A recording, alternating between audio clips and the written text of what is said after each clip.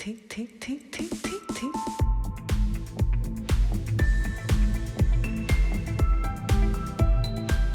Culture, Olivia Gesbert, bienvenue au club.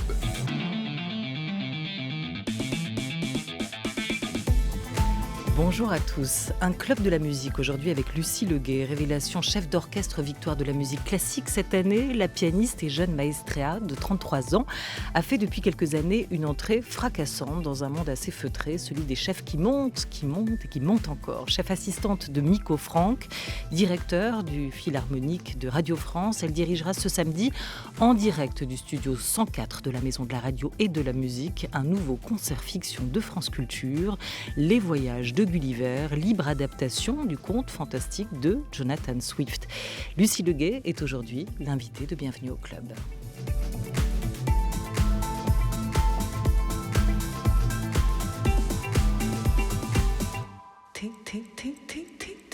Une émission programmée par Henri Leblanc et Anouk Delfino avec Laura Dutèche-Pérez et Sacha Mattei, réalisée par Félicie Faugère, avec aujourd'hui Ruben Karmazine à la technique. Bonjour à tous, bonjour à vous, Lucie Leguet, bonjour. Bonjour Olivia. Bonjour. Alors, toute histoire a un début. C'est ce qu'on va voir avec le voyage de Gulliver. Mais si on pensait à votre début, à vous, est-ce qu'on peut dire que c'est l'histoire d'une musicienne mélomane, habile de ses deux mains, qui a quitté les touches du piano un jour pour la baguette, la main gauche aussi pour la main droite? Ainsi commence votre histoire à vous? Oui, c'est un peu comme ça que ça a commencé. J'ai commencé avec mon père le piano à l'âge de 3 ans. Et puis, j'avais toujours été attirée par l'orchestre. Donc, en fait, à l'âge de 15 ans, j'ai eu l'occasion, on m'a dit, est-ce que tu veux bien jouer dans un orchestre? Et c'est là où j'ai eu un coup de foudre. Sauf qu'à 15 ans, vous savez, c'est un peu tard pour commencer un autre instrument que le piano, pour faire partie d'un orchestre. Donc, je me suis dit, en fait, la seule solution, c'est peut-être de devenir chef d'orchestre. Il n'y avait pas de place pour un piano dans un orchestre?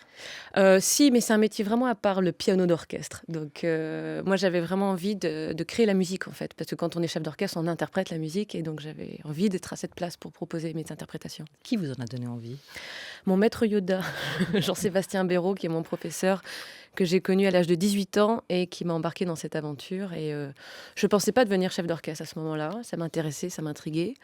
Et puis, il m'a vraiment poussée. Donc, c'est lui qui m'a transféré cette passion. Alors, on va écouter Maître Yoda, Jean-Sébastien Béraud, votre professeur au conservatoire. Être soi tout en intégrant un collectif, ça c'est le défi. Vous, en tout cas, vous avez été élevé, on va l'entendre, à bonne école. Pour moi, la musique est un travail collectif. J'estime que le but, une des finalités de la musique, c'est de jouer en groupe. J'ai beaucoup, moi, souffert de l'idée que j'ai connue quand j'étais étudiant, qu'il fallait devenir un soliste, qu'il fallait devenir un monstre sacré pour avoir le droit d'être musicien, de s'appeler musicien. Aujourd'hui, j'avoue que j'ai bien guéri de cette maladie et j'essaie d'inculquer aux jeunes cette idée, enfin ceux qui me sont confiés tout au moins, que la musique, leur qualité à eux, ne sont là que pour leur permettre de s'intégrer à d'autres, s'intégrer à un groupe. Alors à ce moment-là, le groupe devient un groupe valable. Parce que finalement, la qualité de chacun, mais elle est très importante si on veut avoir un très bon ensemble. Et ça, je pense que c'est une chose à laquelle ils ne pensaient pas. Il faut qu'ils sachent que la musique d'orchestre, c'est un travail noble. Parce que quand on est dans un orchestre, toute la valeur des autres, c'est comme si elle était la nôtre. On est dedans. Je sais pas, moi, quand j'étais tabalier, je me souviens très très bien quand le hautbois jouait, quand les violons jouaient, mais je ressentais ça comme si c'était moi qui le faisais. Je ressentais cette musique intensément et je crois que quand on voit nos gamins jouer, bien, même s'ils ne jouent pas, ils participent. Et je crois que ça, c'est très important parce que c'est comme ça qu'on formera les orchestres de masse, des orchestres où il n'y a pas de gens au fond de la chaise, des orchestres où chacun se sent concerné et où celui qui est derrière a autant d'importance que celui qui est devant. La maladie, comme le dit Jean-Sébastien Béraud, ce n'est pas, c'est pas d'avoir un ego, hein, ce qu'il essaye de raconter ou d'expliquer, c'est de savoir le mettre au service des autres. Exactement, parce qu'en fait, le chef d'orchestre, il est là pour inspirer les musiciens. Et finalement, tout le monde a sa place dans l'orchestre. Et même s'il y a cette personne-là qui est fédérateur et qui va diriger un ensemble, il faut donner la place à chacun. Et ça me touche beaucoup de l'entendre dans cette interview parce que il dit que il se bat contre les musiciens qui sont au fond de la chaise. Et c'est vrai que de temps en temps, dans ce métier où toutes les semaines je rencontre des nouveaux orchestres, parfois il y a une certaine lassitude de la part des musiciens, peut-être toujours un peu les mêmes programmes. Et à chaque fois, il faut arriver avec une énergie, une envie et les inspirer pour les emmener le plus loin possible dans notre imaginaire à nous. Si vous compariez un orchestre à une équipe de foot, le chef d'orchestre, il est où dans l'équipe? Alors, le chef d'orchestre, il est peut-être pas le capitaine, mais l'entraîneur. Et d'un autre côté, il est un peu les deux. C'est-à-dire que le capitaine, il est en action. Et le chef d'orchestre aussi. Donc, je me sens pas non plus entraîneur où je donne des consignes et puis je les laisse faire. Je dois les inspirer, donc je suis là physiquement. Et je suis là aussi pour leur donner l'énergie. Donc, peut-être que finalement, le chef d'orchestre, c'est entre le capitaine et l'entraîneur dans une équipe de foot. Vous avez eu peur par instant, par moment, parce qu'il y a des orchestres quand même assez forts, avec une identité déjà très établie que vous avez dirigée, que votre personnalité se noie dans l'orchestre? Non, je pense pas. Je me suis jamais posé la question. C'est vrai que je fais toujours attention quand j'arrive dans un orchestre de connaître un peu son histoire et le territoire. Et c'est sûr que tout de suite il y a un son d'orchestre. Et donc on a très peu de temps pour faire partie de cette famille. Et à travers un regard, à travers notre gestuelle, parfois on arrive à comprendre beaucoup de choses sans dire les choses. Et il y a des musiciens que je ressens profondément sans leur parler. Donc c'est un travail d'observation énorme, un travail psychologique aussi, parce qu'il faut savoir obtenir vite des choses des musiciens, mais de quelle manière?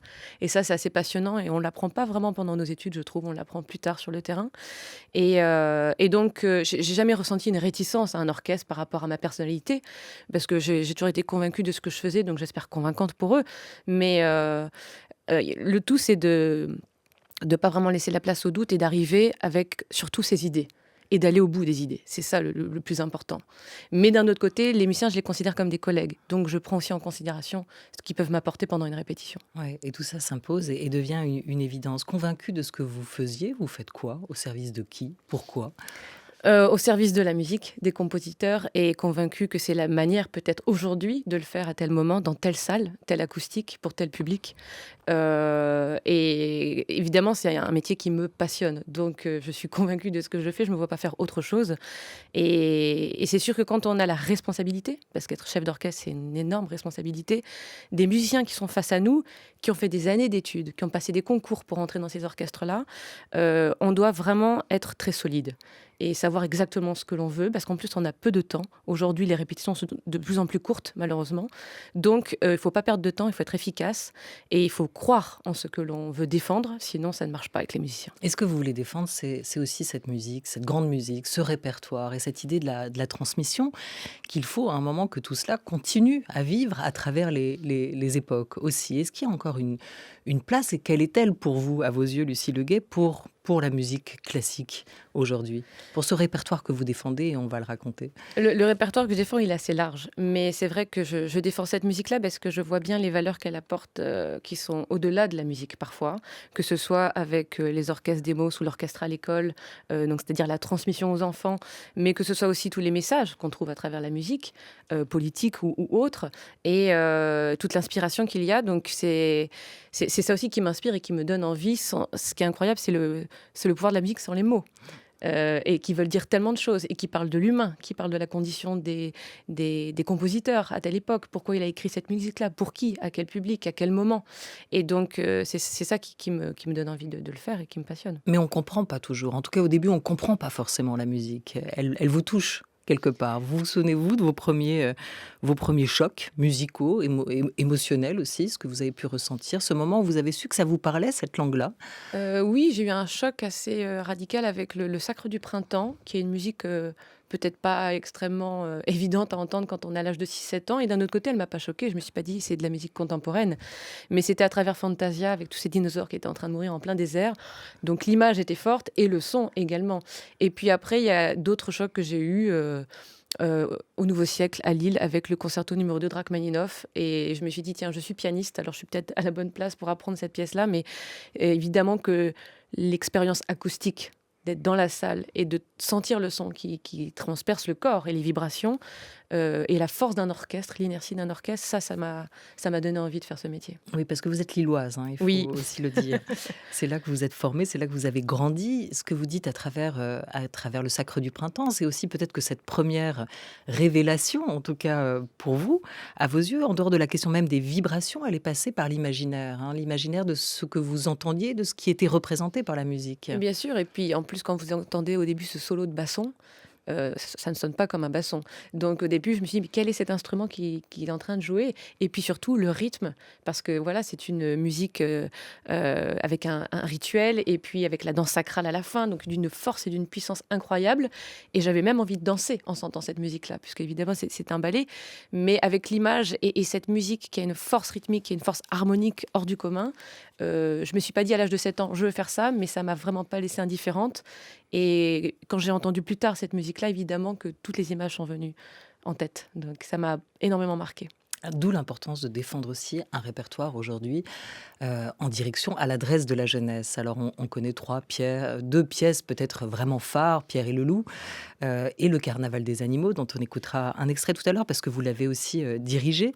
Et puis ce voyage de Gulliver, ou ces voyages que vous allez reprendre avec une grande équipe, notamment celle de Radio France et l'orchestre philharmonique de Radio France qui vous accompagnera et que vous dirigerez samedi soir à l'occasion des voyages de Gulliver. Comment elle commence l'histoire de Gulliver, puisqu'on connaît maintenant les débuts de votre histoire à vous, Lucie Leguet?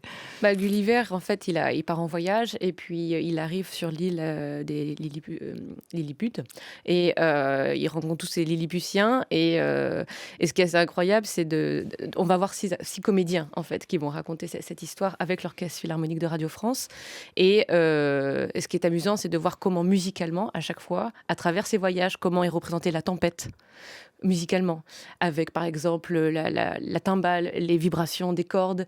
Et donc, grâce au travail de Mathieu Lambollet, le compositeur, ce qui m'intéresse, c'est de voir comment, au niveau même à un moment donné, il y a un dialogue entre les Lilliputiens et le géant, musicalement, qui est mis en musique. Alors ça, on va voir avec les comédiens aussi comment ça se passe, c'est tout un travail.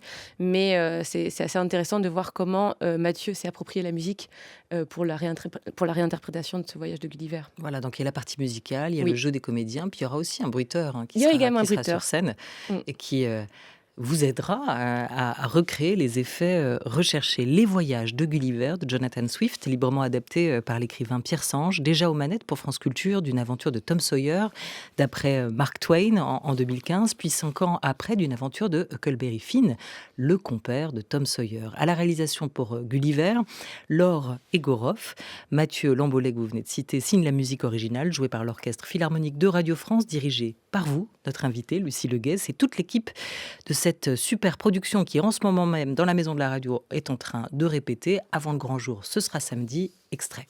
Commence-toi. Non, toi, commence. Commence d'abord. Je commencerai ensuite. Mais si je commence en premier, tu ne peux pas commencer après moi. Si tu préfères, commence d'abord en deuxième. Et ensuite, je commencerai en premier. Ça me semble honnête. Majesté, voilà. Il est arrivé quelque chose d'étrange, Sur la plage. gigantesque, Mais vraiment gigantesque. comme une montagne, Disons comme une colline. une colline gigantesque. Gigantesque, soit. Mais quoi de gigantesque? Une baleine? Non, Majesté. Si c'était une baleine gigantesque, on ne serait pas venu vous déranger en plein travail. La semaine dernière, on a trouvé un crabe énorme.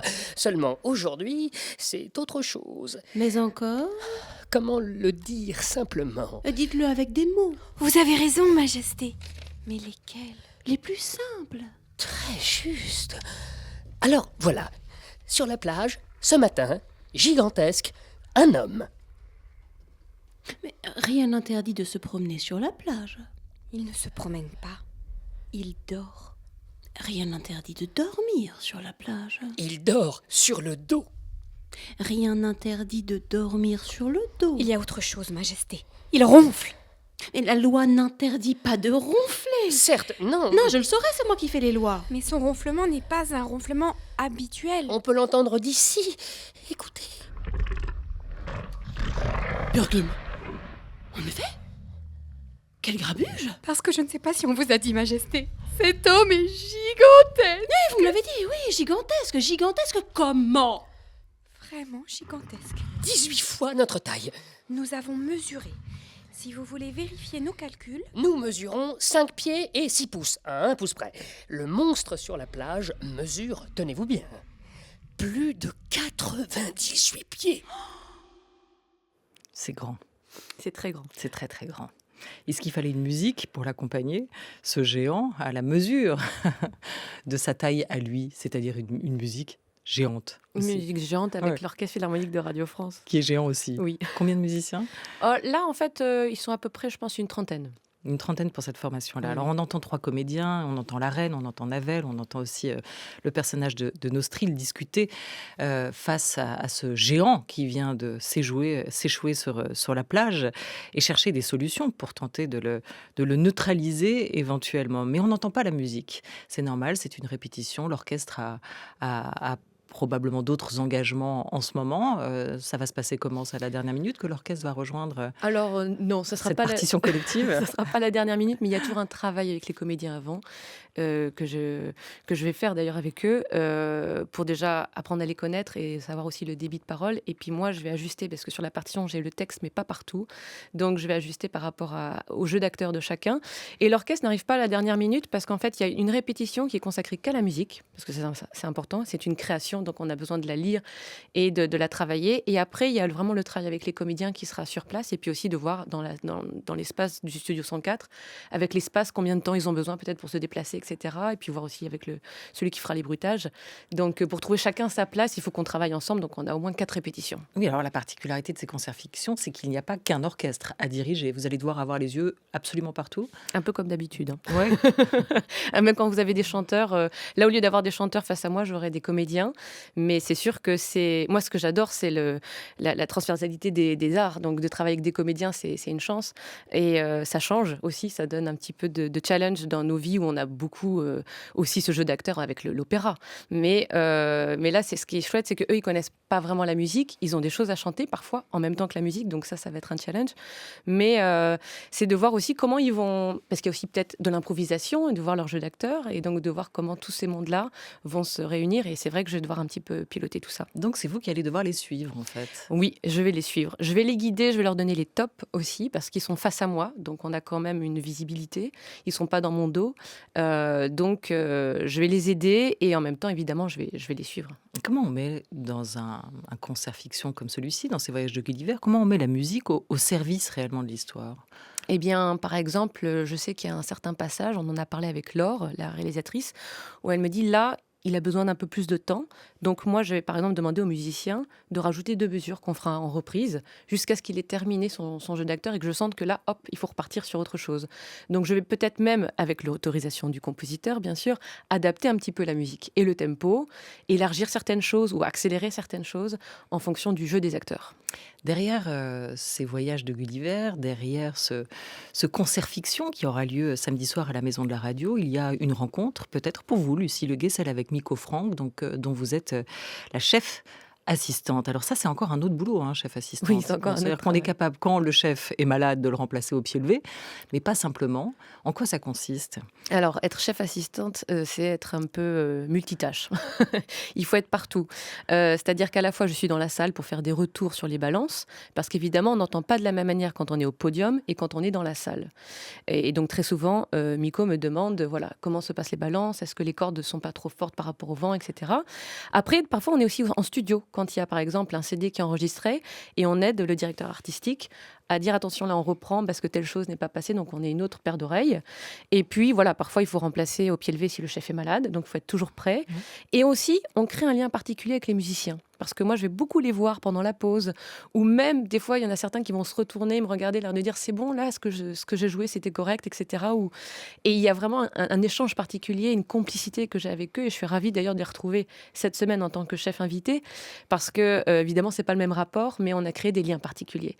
Donc, chef assistant, c'est vraiment être ambivalent sur plusieurs postes, et c'est passionnant comme métier. Pour moi, ça a été vraiment une étape importante que j'ai menée pendant 3 ans, juste après mes études, et on rentre vraiment sur le terrain avec un milieu professionnel de haut niveau, et avec l'Orchestre Philharmonique de Radio France, c'est une très grande chance. C'est un poste aussi d'observation privilégié finalement. Et de là, vous sauriez dire ce que vous avez vu, que vous n'aviez pas vu auparavant, ce que vous avez entendu ou compris, que vous n'aviez pas saisi dans vos précédentes expériences? Oui, parce qu'en fait, tout simplement, quand on est au podium, on est tellement occupé à écouter ce qui se passe et à diriger qu'on n'a pas le même recul. Quand je suis dans ma chaise dans la salle, je peux observer beaucoup plus de choses. Et ce qui m'a passionnée à cette position-là, c'est de regarder, d'observer le rapport entre les musiciens et le chef, et surtout le rapport entre les musiciens. Toutes les petites choses qui se passent dans l'orchestre qu'on ne voit pas forcément.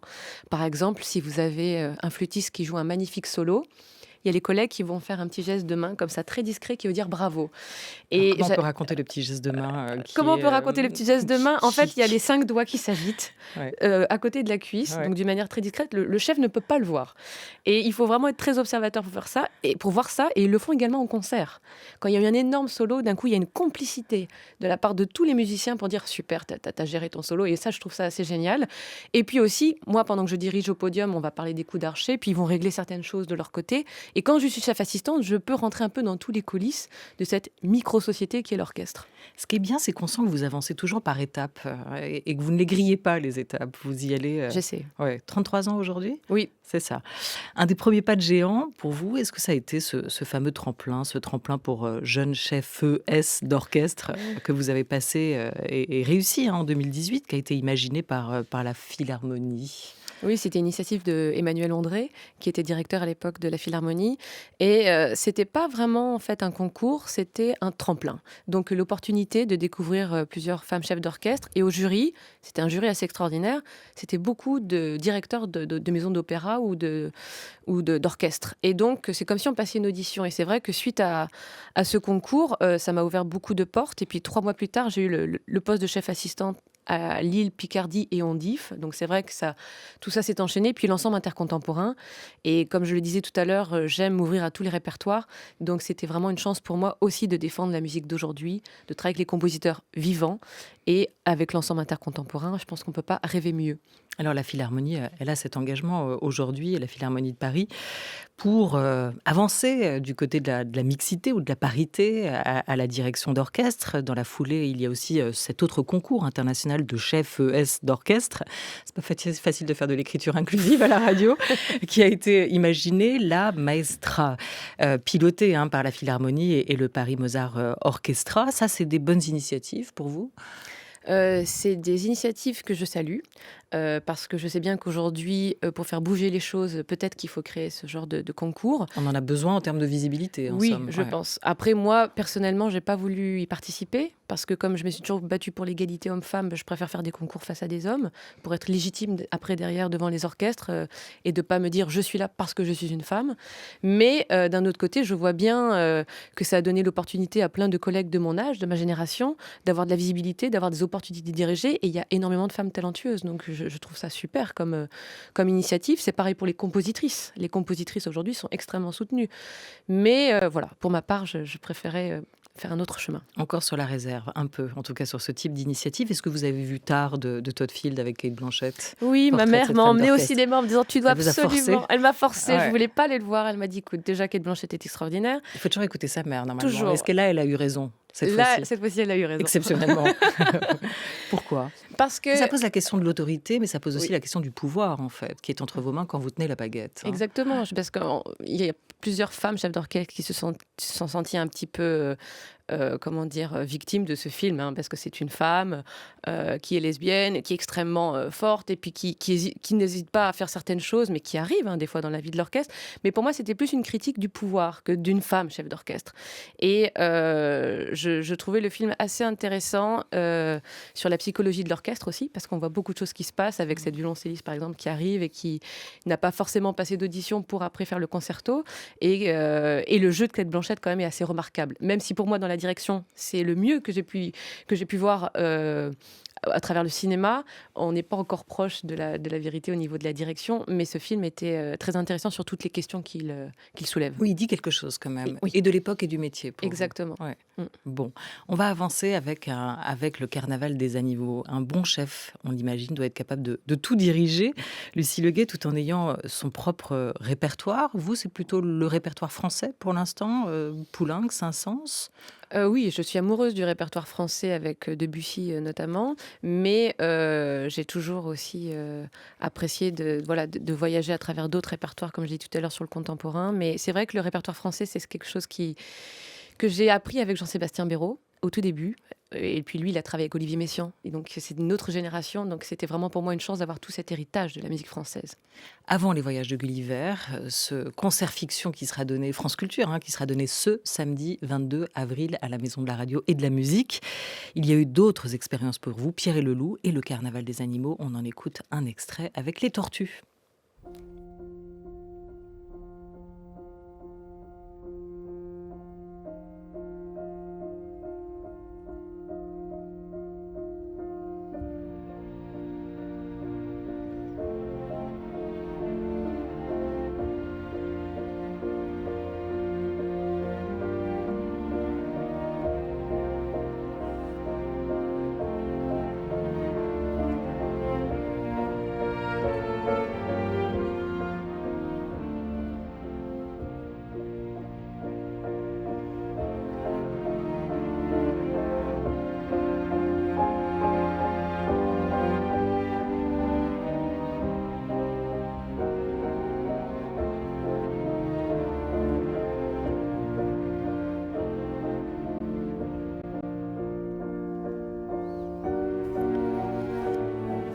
Le Carnaval des animaux, l'album est sorti il y a 2 ans sur le label Alpha Classics. Lucie Leguet, vous avez fait vos armes avec ce carnaval de Saint-Saëns, revisité par l'humoriste et comédien belge Alex Vizorek, en récitant de cette grande fantaisie zoologique interprétée ici par l'Orchestre national de Lille sous votre direction.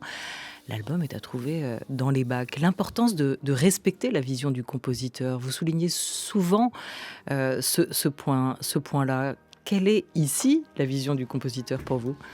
La vision du compositeur à travers Saint-Saëns, alors c'est assez drôle parce qu'il ne voulait pas que l'on joue le Carnaval des animaux. Il était contre, pour lui c'était un peu une petite blague. Donc là peut-être que je ne respecte pas la vision du compositeur parce qu'il ne voulait absolument pas que ça soit joué. Mais la musique de Saint-Saëns, c'est une orchestration à la française, extrêmement limpide, colorée, où il faut trouver des subtilités. Et donc, on a travaillé beaucoup la transparence avec l'orchestre à travers cette musique, avec celle de Poulenc également. Et voilà, avec un orchestre français, avec l'Orchestre national de Lille, c'était un bonheur de les retrouver parce que je les connais bien. Et faire un premier enregistrement avec eux, c'était une chance. On a parlé des étapes importantes dans une vie, dans un parcours. Être révélation, ce que vous avez été cette année, révélation chef d'orchestre aux Victoires de la musique classique. C'est certes une reconnaissance de plus de vos pairs, mais c'est d'abord le signe que vous avez, vous, franchi une étape, que vous avez trouvé quelque chose, un ton, un style, une manière bien à vous, que vous aviez peut-être recherché. Est-ce que vous diriez que c'est aussi la reconnaissance de ce point-là que vous vous êtes peut-être révélé à vous et en même temps révélé à nous. Cette étape-là, elle a été passée. Oui, c'est vrai que les Victoires de la musique, alors on dit que c'est une reconnaissance d'un jury professionnel et c'est très encourageant et c'était un bonheur de participer à cette soirée, d'être avec tous ces musiciens et ces artistes que j'admire également depuis des années et de partager la scène avec eux. Et c'est vrai que j'essaye de rester intègre dans mon travail, de ne pas griller les étapes comme on l'a dit tout à l'heure. Et c'est difficile parce que parfois on peut être projeté très vite dans cette carrière. Et voilà, j'aime prendre mon temps et faire les bons choix et j'essaye du mieux possible. À 33 ans, prenez votre temps. Merci beaucoup. Mais pressez-vous parce que vous serez samedi à la Maison de la Radio pour ce concert fiction Les Voyages de Gulliver. Merci 1000 fois, Lucie Leguet. Merci Olivia.